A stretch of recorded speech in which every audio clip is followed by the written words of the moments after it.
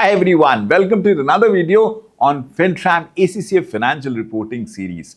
आज हम पढ़ने वाले हैं कि ACCA के पर्सपेक्टिव से, फाइनेंशियल रिपोर्टिंग के पर्सपेक्टिव से फाइनेंशियल स्टेटमेंट्स होती क्या क्या है। फाइनेंशियल स्टेटमेंट्स ये सारी चीजें होती हैं और ये सारी चीजें नहीं होती हैं। क्या बात कर रहे हो सर, क्या होता है क्या नहीं होता, थोड़ा समझाओ।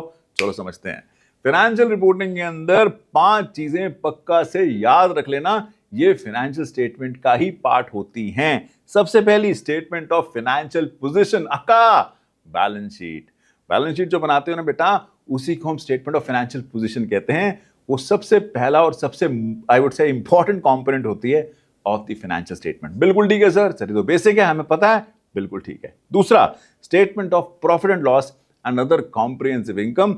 हमने अपनी क्लासेस में डिटेल में समझा है कि statement of P&L and other comprehensive income क्या होती है। ये कंसोलिडेट करके आप एक जो स्टेटमेंट बनाते हो उसे बोलते हैं statement of P&L and comprehensive income.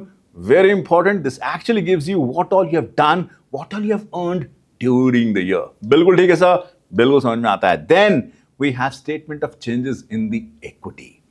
Boss आपने कितना पैसा लगाया था, कितना ड्यूरिंग द ईयर लगा दिया, कितना निकाल लिया, ये सारी चीजें इन्वेस्टर्स को इंटरेस्ट होता है समझने में। वो देखते हैं कि आपकी इक्विटी के अंदर over a period of time क्या चेंज आया है, एंड ये दिखा पाते हैं हम statement of changes in equity बना के, because the more this would explain in terms of what all you have done during the year as far as your investment is concern, the more accurately you will be able to calculate the return. Because return के लिए मुझे investment का amount चाहिए होता है, return on equity के लिए भी चाहिए होता है। Statement of changes in equity मुझे एक्चुअली बताती है कि मैंने कितना पैसा इन्वेस्ट किया था और उस पैसे का मैंने ड्यूरिंग द ईयर क्या किया, निकाला है, डाला है, कहां डाला है, क्यों डाला है, कहां से लाया, and so on so forth. Very important. Then we have statement of cash flows. ये इफेक्टिवली बताता है कि हाँ भाई, आपने जितना मर्जी profit during the year earn किया हो, आपने एक्चुअली में कैश कितना जनरेट किया है। बहुत इंपॉर्टेंट कंपोनेंट है, बहुत इंपॉर्टेंट कॉन्सेप्ट है ये जानना कि मैं एक्चुअली में कैश कितना जनरेट कर पाया हूं। ये मुझे कैसे पता चलता है? स्टेटमेंट ऑफ कैश फ्लो से। बिल्कुल ठीक है सर। And last but not the least is the notes to the financial statements, notes that would explain me or give me the explanatory material that I should be knowing for the purpose of understanding my financial statement. ये 5 चीजें होती हैं financial statement, but हाँ कुछ चीजें जो मुझे बार बार बोली जाएंगी, जो मुझे पक्का से पता होना चाहिए फाइनेंशियल स्टेटमेंट का पार्ट नहीं है।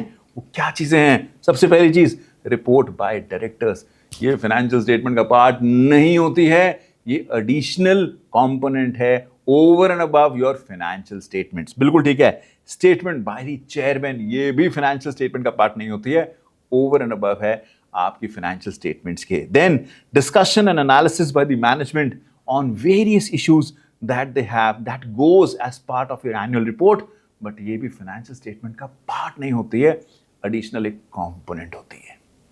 बात समझ में आती है? इंपॉर्टेंट पीस है बॉस, कई बार ना एक MCQ एग्जाम में आ जाता है इस एरिया पे।